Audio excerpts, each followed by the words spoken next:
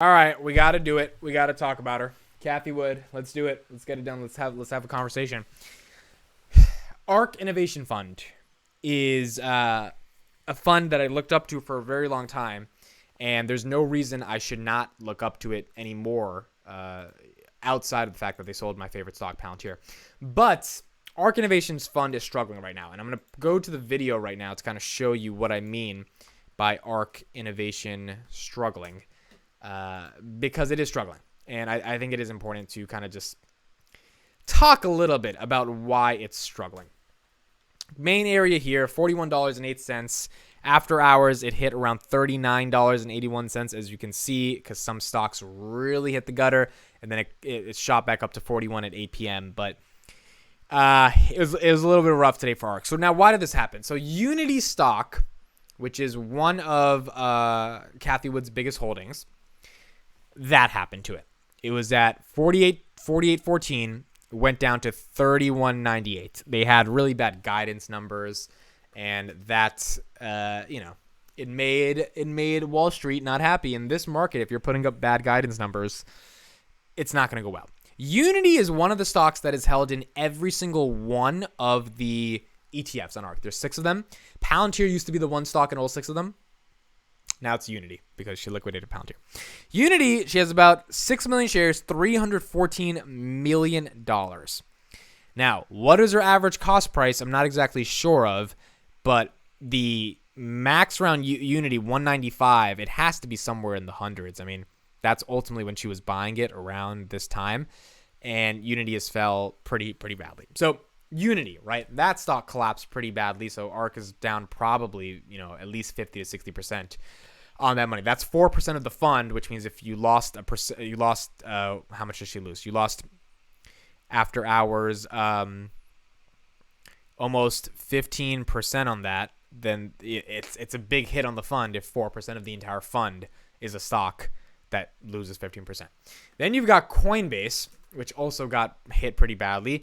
It was already down 10% for the day, then it dropped another 10% after hours, down to around the 61 range. This was because their guidance was not the best. Their user growth has declined, and the revenues were 27% lower than it needed to be, or that it should have been. So that was pretty rough for Coinbase, right? And Cathie Wood, let's go to Coinbase.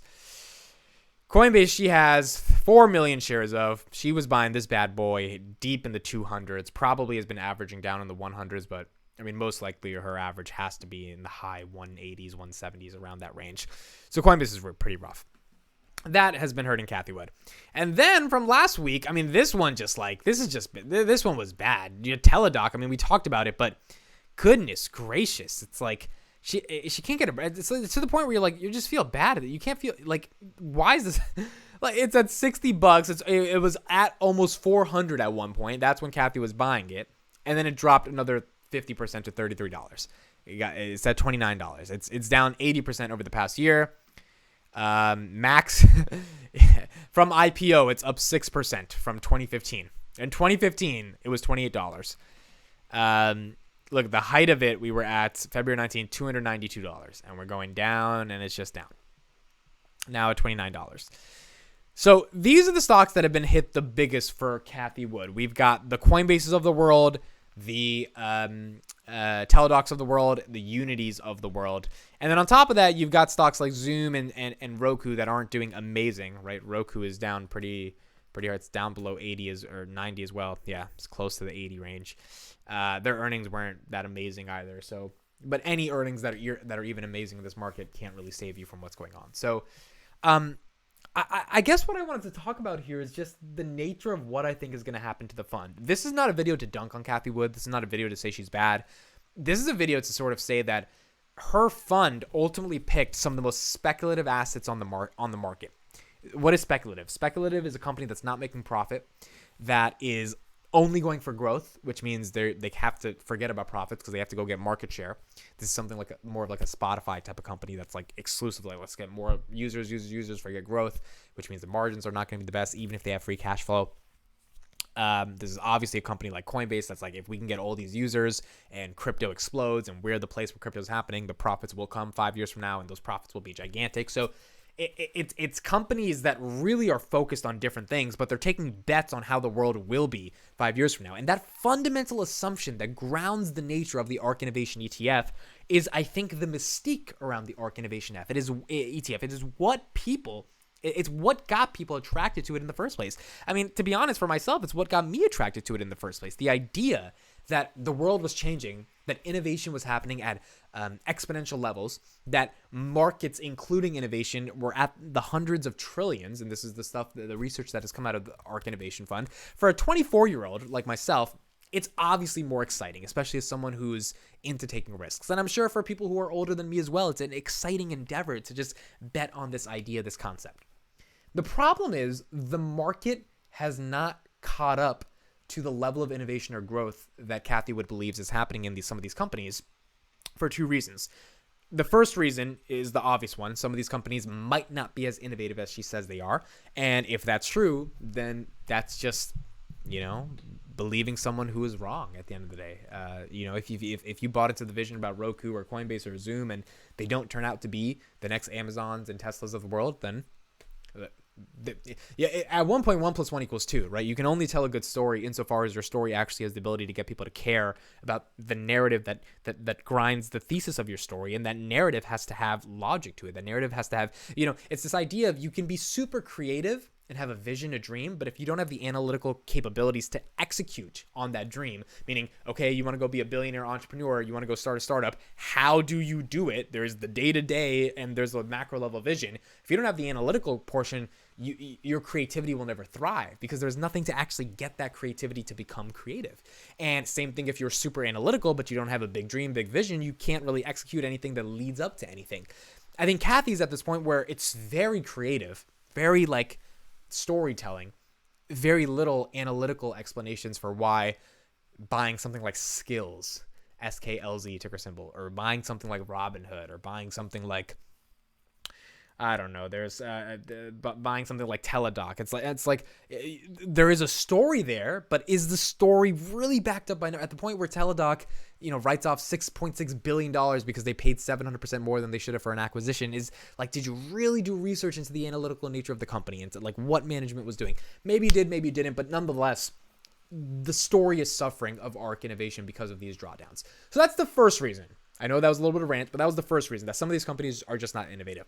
The second reason, which is Cathie's point, is the macroeconomy just is not friendly to her right now. And it's not friendly to her stocks. It's not friendly to growth. And it's also not really Cathie's fault here. There was a COVID pandemic, which led to the supply chain shortages. The supply chain shortages leads to increased demand because there's less goods. When you have increased demand and less goods, the value of currencies tend to decrease because things start to get inflated. So you have to curb that demand, which means you have to reduce the demand in order for the supply to catch up with the demand. The only way you do that is you raise interest rates. If you raise interest rates, you compress valuations of high growth technology stocks that are affected heavily by rising interest rates.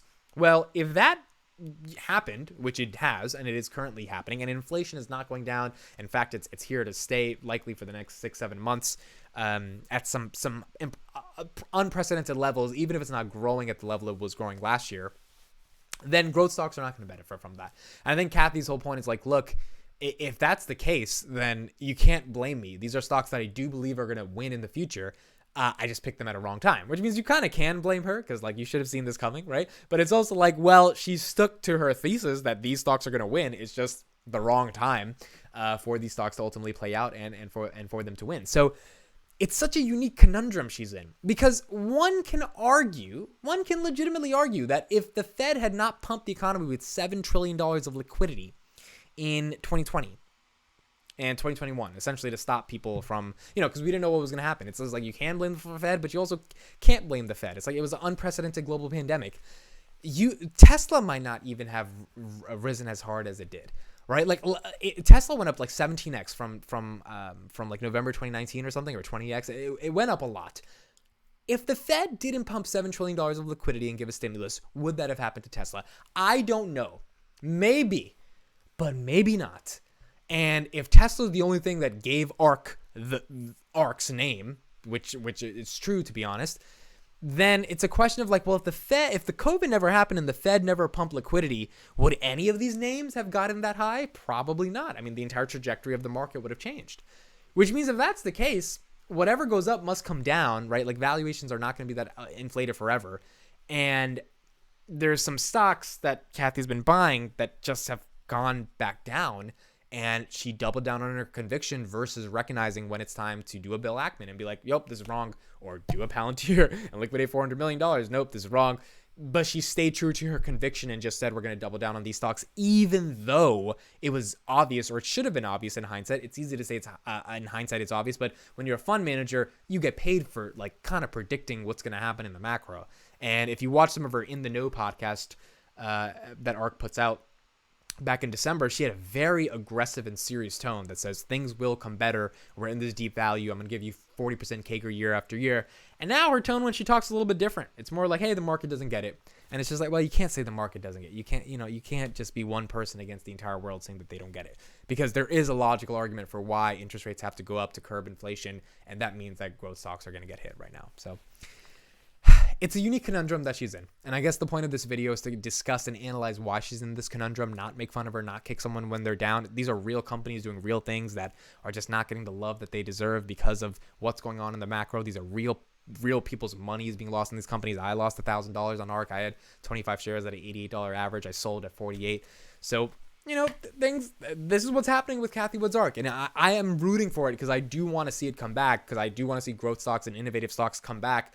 It's just a question of when that's going to happen and when really is the right time for the economy to go back to that point where those stocks are valued. So let me know your guys' thoughts on Cathie Wood and growth stocks, and ultimately what's going on in the market with these types of speculative positions, and if ARK can make a comeback going into the future. Thank you so much for watching. Looking forward to your comments. I'll see you in the next one.